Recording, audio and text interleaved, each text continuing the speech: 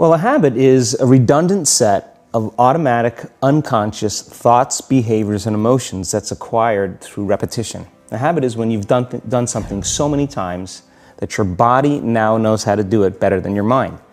So if you think about it, people wake up in the morning, they begin to think about their problems.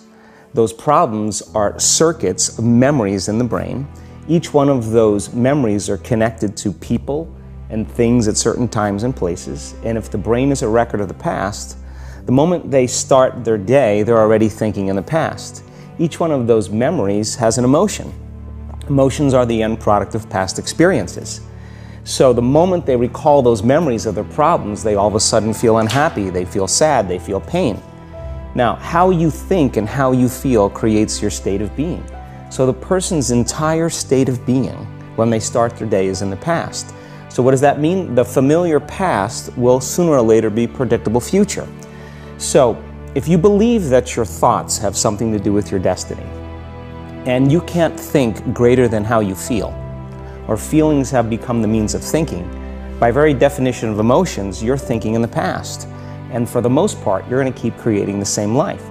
So then people grab their cell phone, they check their WhatsApp, they check their texts, they check their emails, they check Facebook, they take a picture of their feet, they post it on Facebook, they tweet something, they do Instagram, they check the news, and now they feel really connected to everything that's known in their life. And then they go through a series of routine behaviors.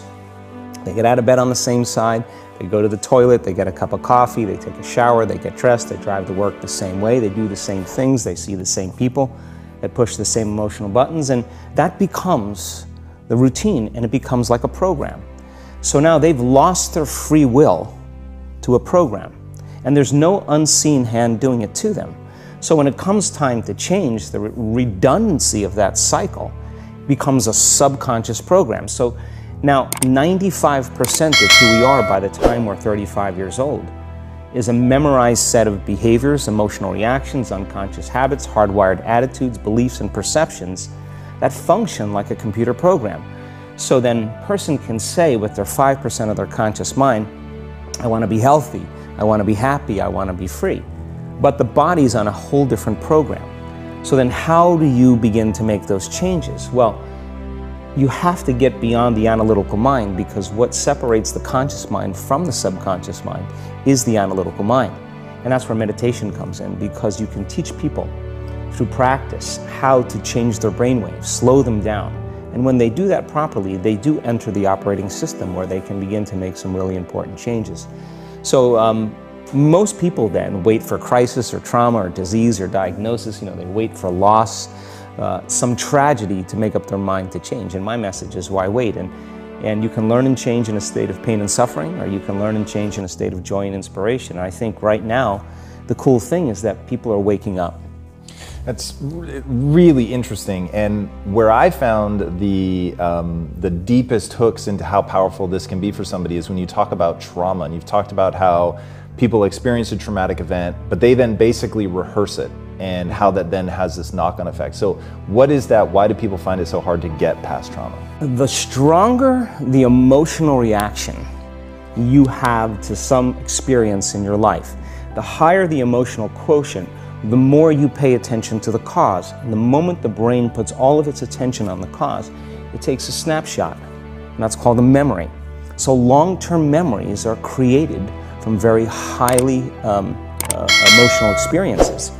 So what happens then is that people think neurologically within the circuitry of that experience, and they feel chemically within the boundaries of those emotions. And so when you have an emotional reaction to someone or something, most people think that they can't control their emotional reaction.